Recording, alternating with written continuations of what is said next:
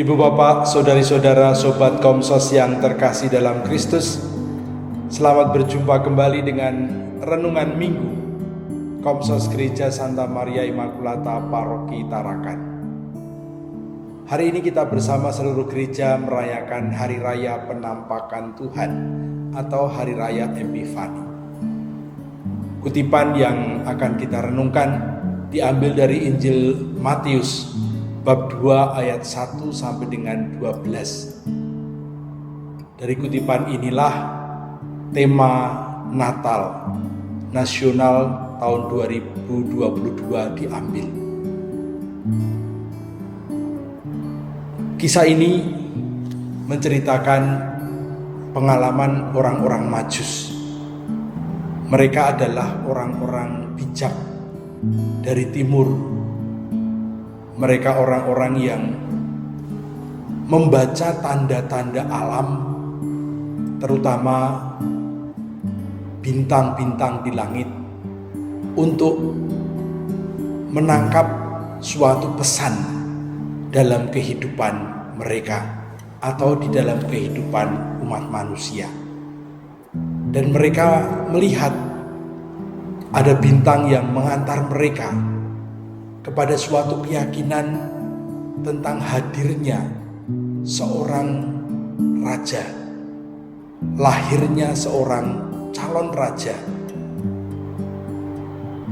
Mereka begitu yakin dengan apa yang mereka lihat, dan tentu saja lebih merupakan bisikan batin, dan mereka mengikuti bimbingan itu, bisikan itu. Mereka terus mencari dan sampai menemukan sang raja. Namun untuk sampai ke sana, mereka pun juga mencari informasi ke sana kemari. Tentu yang mereka bayangkan adalah bahwa yang lahir ini seorang calon raja, mestinya lahir di kerajaan. Dan mereka pertama-tama menjumpai Herodes, raja yang sedang berkuasa di wilayah Galilea saat itu. Mereka mencari informasi dan mendapatkan informasi yang hampir akurat. Namun demikian, mereka tetap mengandalkan bimbingan dari atas, yaitu bintang.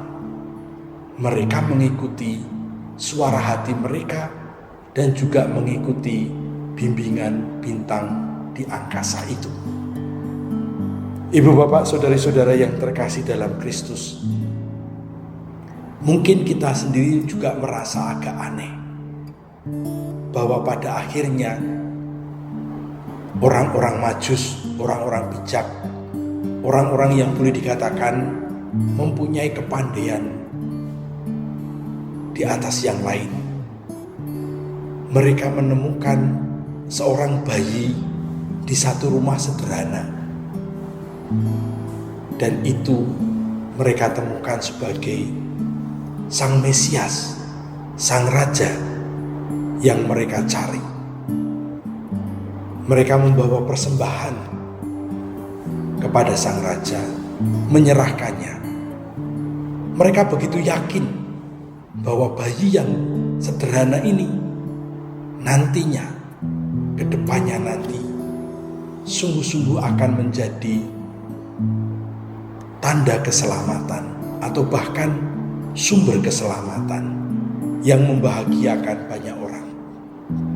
Yang menarik juga bahwa setelah mereka berjumpa dengan sang bayi, mereka kemudian pulang ke negerinya melalui jalan yang lain, karena diperingatkan dalam mimpi bahwa Herodes akan mencelakakan anak itu kalau mereka kembali ke Herodes.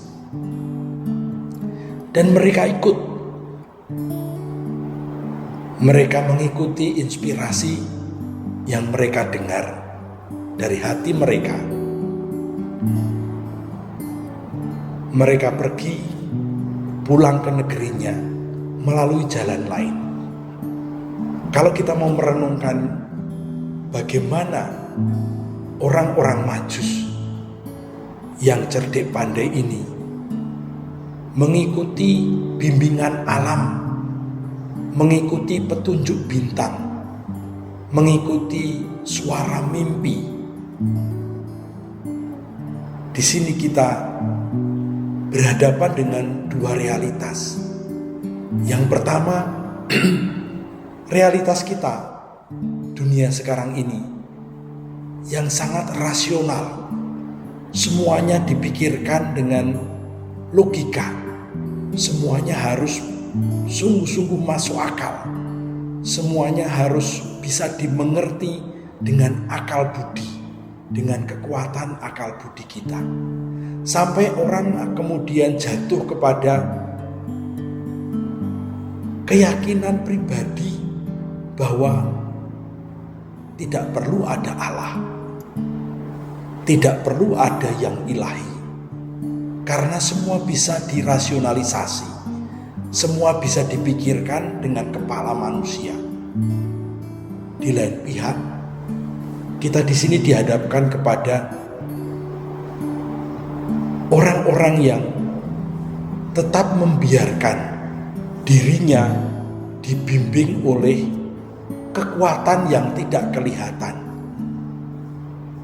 kekuatan yang menuntun melalui tanda-tanda alam, melalui tanda-tanda yang muncul di sekitarnya. Orang-orang Majus ini berani mengambil resiko, pulang melalui jalan lain yang mereka belum pernah lewat. Ada kemungkinan mereka tersesat, ada kemungkinan mereka tidak menemukan jalan yang lebih mudah. Bisa jadi juga waktu yang dibutuhkan lebih panjang. Namun mereka berani untuk mengambil resiko itu, tetap mengikuti suara-suara yang berbisik dalam batin mereka, mengikuti Allah berarti juga mengikuti suara batin yang menuntun kita ke jalan-jalan yang seringkali tidak kita duga sebelumnya. Allah dengan kebijaksanaannya yang melewati kebijaksanaan kemanusiaan kita, Dia akan menuntun kita kepada jalan-jalan yang baik. Disitulah iman dan pikiran bertemu. Keyakinan dengan rasio saja tidak cukup.